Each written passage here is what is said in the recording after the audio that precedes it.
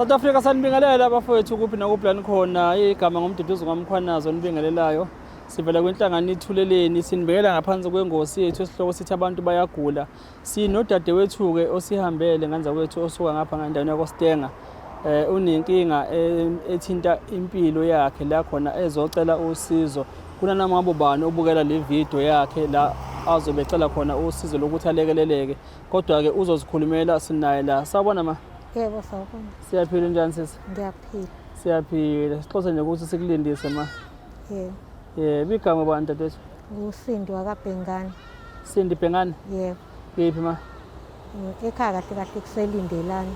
Yebo. Kusho ukuthi ngangingala eStenga ngiqala ukugula ngihambe ngenxa yamatofu. Yebo ma. Manje sekuwukuthi i-base hospital yami iStenga.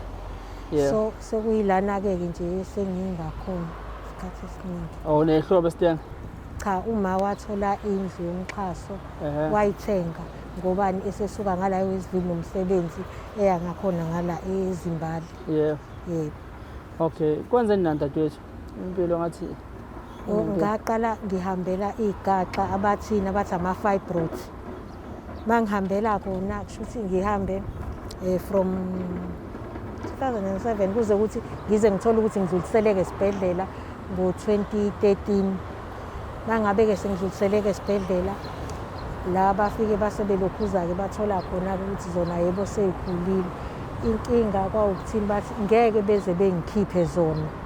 Kungcono mase kuwukuthi ngithi ngimiseleke mhlampe-ke ukuthi ngitholeke lento umntwana kwawukuthi ngangingakayimiseli ngoba isifiso sami kwawukuthi ngithole umntwana sekuthiwa ngishadile. Hhayi bethi ngobuya mangabe kuwukuthi ngopha kakhulu noma kunalezo inhlungu-ke engiyizwayo. Hhayi ngihlale mhlampe kwaphela inyanga eyodwa ngiphindele khona esibhedlela. Mangiphindela esibhedlela hhayi beqale phansi-ke kuthiwa angiphinde futhi ngithathe ilokhuzane ilento lena amagazi. Bethole nokuthi i-BP si-high benginike ilokhuzane i-treatment ye-BP. Ngithi mhlampe ngayidla kathathu inyanga ey'ntathu. Bese bethini bethola ukuthi-ke ilento seyifeyilile izinso. Bethi ngeke besanaka indaba yalezi igaxa. Bazongidlulisela kuphi e-Albert. Ise-Albert la bazobatshena ukuthi bobe sebenginaka-ke khona if sebengiqalise ilokhuzane ilento le treatment yezinso. Nangampela kwathi sengiyifakile-ke i-tank-off leyo bangidlulisela kwigane yakhona elento e-Albert.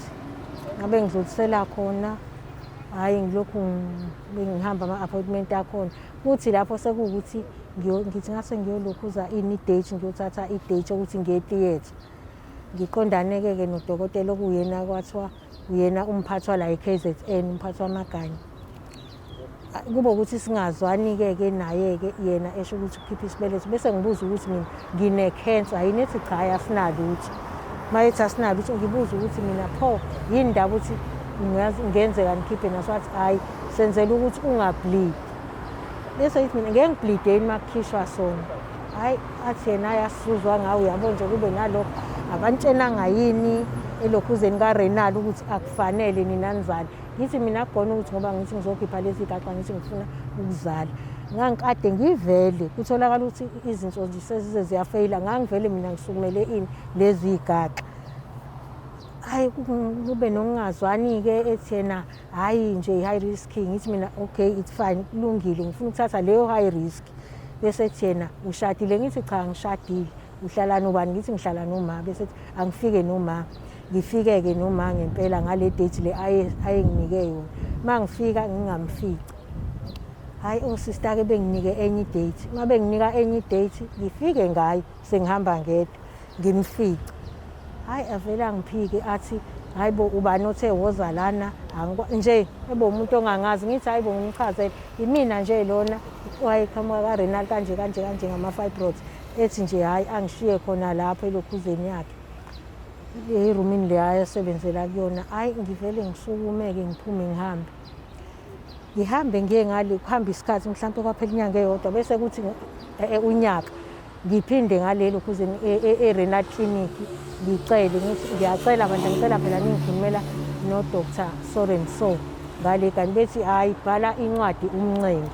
Hhayi nangampela ngiyibhaleke incwadi-ke leyo-ke ngimncenga ngihambise mina kuyena ngimnike. ngihlale phansi ayifunde ayiqede athi esuka ebeyiphosa nje kanje ethi angisingonkulunkulu wakho mina, Athini? angisingonkulunkulu wakho mina. Engakhuluma izulu akuyena umZulu. Awuphinde amagama uthiwa athi indodela? Wathi angisingonkulunkulu wakho mina. Qonda ukuthi akayena uNkulunkulu wakho. Ehe. But usho ngesixhosa noma? Ehe. Okay.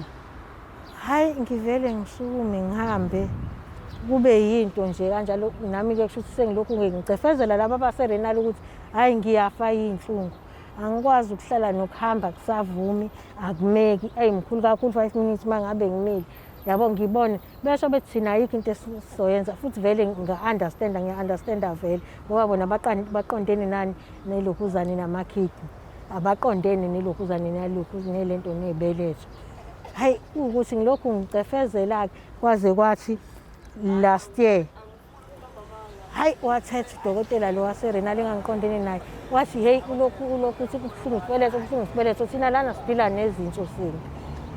Hayi alokhuzeke kazameke ukuthi angikhokheleke nangampela bese ethi angiye khonale kanye mangiya ngifike-ke khona-ke mangifika ngingene ngedate leyo-ke banginika yona emva kokuthi sengile ngayobhukha banginika idate.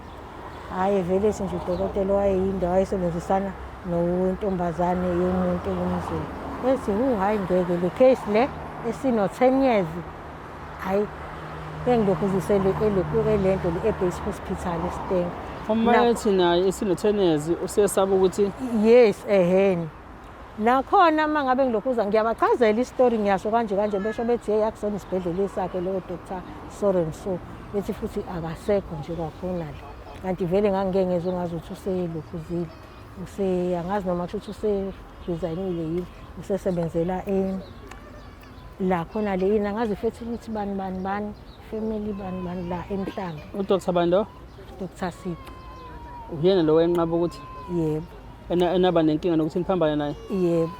Dr. Siqu? Yebo. Okwabo ukuthi ngoba ngathi mina hayi wesilisa wesifazane ngoba ngathi angithandi ukukhipha isibeletho.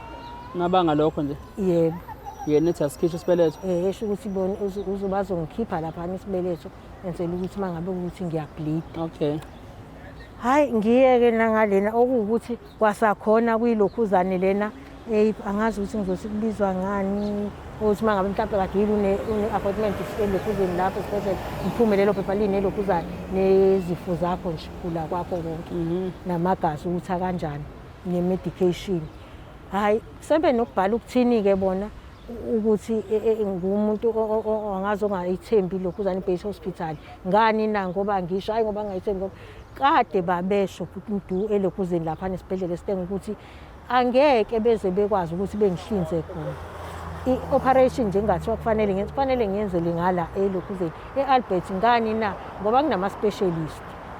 Bona-ke sebethatha njengomuntu engazi ukuthi mina ngithi hhayi angisithembi. Kanti ngobani kade babelokhu bengixosha ngilokhu ngifika nami ngisho into bethi sisi kade sasikutshena ukuthi ayikho operation thina esingakwenza yona la. Yingale kufanele bekwenze khona le operation. Hayi bengidluliseleleke ngalena bethi hayi ngingaqualify ukuthi bengenze ngalena. Ngihambe khona last year unyaka usuyophela ngisakhumbula kodwa inyanga ukuthi kwakuyiphi. Yebo. Mangiya ngifike khona afike esho same thing futhi ngimbone ukuthi kungathi uba nokudinwa kwadokotela ngalena engamfica ngale Base Hospital eSteng ethi angeke sikwenzele ukuthi ayikho operation esingakwenza yona thina nje lana.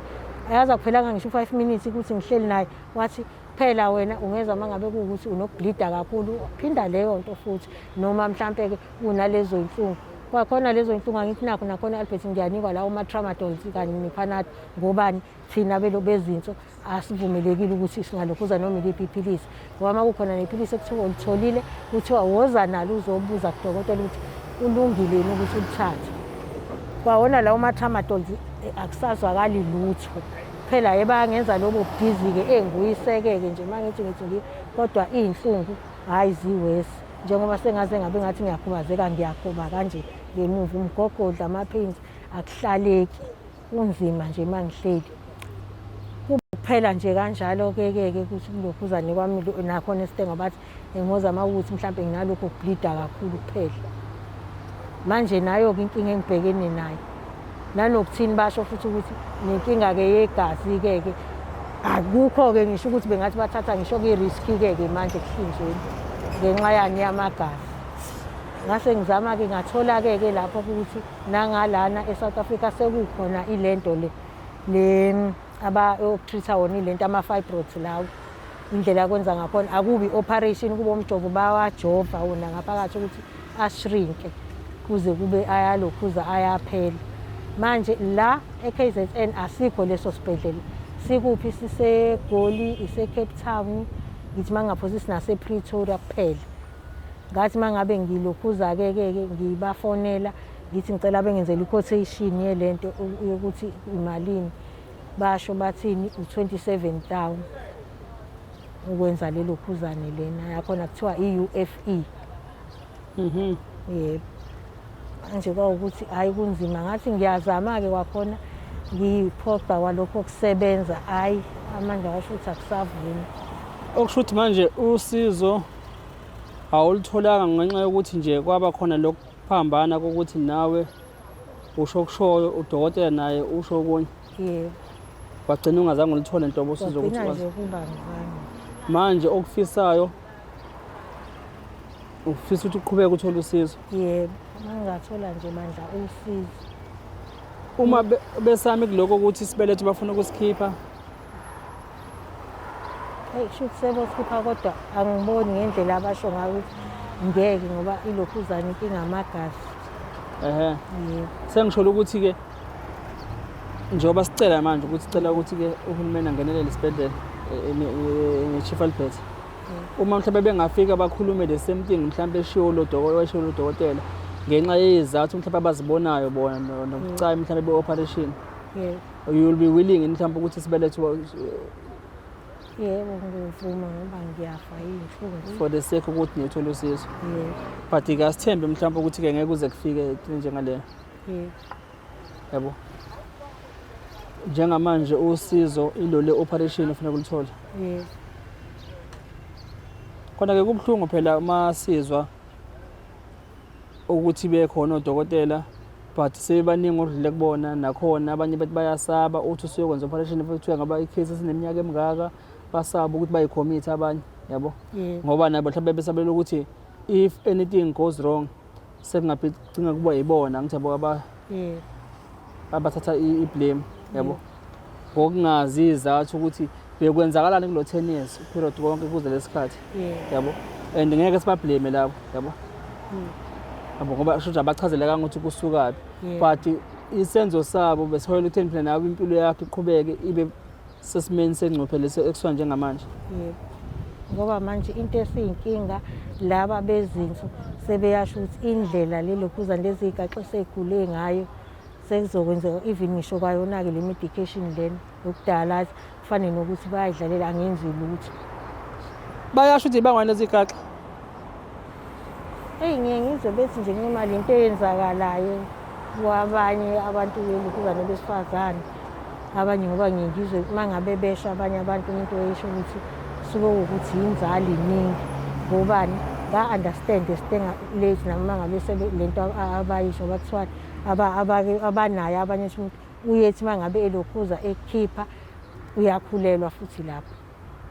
Once umuntu wakhipha nje lento uyakhulelwa ekhipha yini lezona lezi gaxa. Yebo, abanye umuntu ezesho umuntu ethi hayi ngaze ngavele mina ngalokhuza ngakhipha sona isibeletho. Ngenxa ukuthi sebese bekhulela njalo. Yebo, uthi make wakhipha nje umuntu uyakhulela. Oh, basho kanjalo.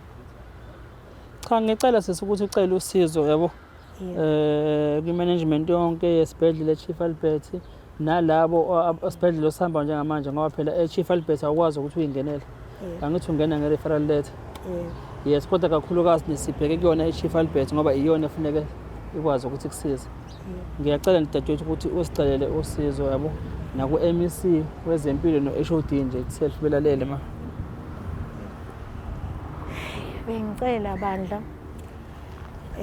kuzona ibhedlela yebo khona ngiyazi ukuthi angeke besakwazi ukuthi belokhuze benze le operation eselokhuzana into esingangisiza sekuyiyo le ndlela lena ebengikade ngicelela vele usizo lwayo ukuthi abantu makukhona abantu abangakwazi ukungixhasa ke noma ngomnikelo ukuthi ngenzeke yona le UFE yakhona ngoba angeke ngisakhona ukuthi ngeke besakhona odokotela ukuthi bengihlinze manje vele le operation lena enormal ejwayelekile. Mangingathola abantu uxhaso lokuthi ngikwazi ukuthi ngenze yona-ke i-UFE leyo 27,000 bandla bengiyicelela bakithi bandla mani ngangisiza nje ngoba ngiyafa inhlungu ungcono ngifeke inhlungu zezinso kuphela. Lento isize yangikhubaza nokungikhubaza angisakwazi ukuhamba kahle nokuma ngiqonde akusameki. Bengicela bandla ningixhase. Uma besho mhlambe-ke ngokoxhaso mhlambe lwemali mhlambe kwi-private hospital bathi le operation mayenziwe imalini? U-27,000. 27,000? Yebo. Okay. Okay. South Africa shuthi-ke kungaba yilokho mhlambe ukuthi uma kuwukuthi-ke usizo alutholakali nangapha kuhulumeni mhlambe-ke likhona i-option le ye-private hospital. Bangakuthola phi sesabafisa ukuthi bakuthinte mhlambe noma khona mhlambe bangafisa ukuthi bakulekelele bangakuthola kephi inamba yebo? Bengangithola ku-073 372 1841. Iphinde ma 073 372 1841. bazothola bani? Usindi Bhengane. Okay, ayikho enye inamba khona ye-option? Ayisasebenzi. No, kulungile mayewa. South Africa ngicela ukuthi ngingayidonsi kakhulu ngoba isimo sikasesempilo niyabona asikho kahle yabo. Ngizwile ukuthi ukhuluma ukuthi ufuna indawo yanda ekudayelezeni? Indawo bengingayithola ngidalayize kuyona. Ngikuphethe isikhwama lesokudalayiza. Oh, uyigcina itholile? Cha, ngisazoyibheka. Okay, manje into esingazi kwento enziwa kanjani le. Yikho ngithi ngicela singayidonsisi le interview ngoba ngibonile isimo sakho ukuthi yabo. And futhi nathi kade-ke silindile la nawe silinde la singakafiki thina besisezindleleni but ngiyabonga usesigcine sikwazi ukuthi sikubone namhlanje. Engithembayo ukuthi-ke uNkulunkulu kanye ne-South Africa le yonke bazokwazi mhlawumbe ukuthi baresponde kule kholo ecelayo mthabo ukuthi ulekeleleke nakuyona i-management yonke nobuholi bonke nje beminyango wezempilo KwaZulu-Natal ukuthi-ke bangakwazi ukuthi basize. Cha, mina Duduzwa kaMkhwanazi egameni enhlangano Ithuleleni ngaphansi kwengosi abantu bayagula. Ngiyabonga kanye ne-team yonke nisale kahle emakhaya.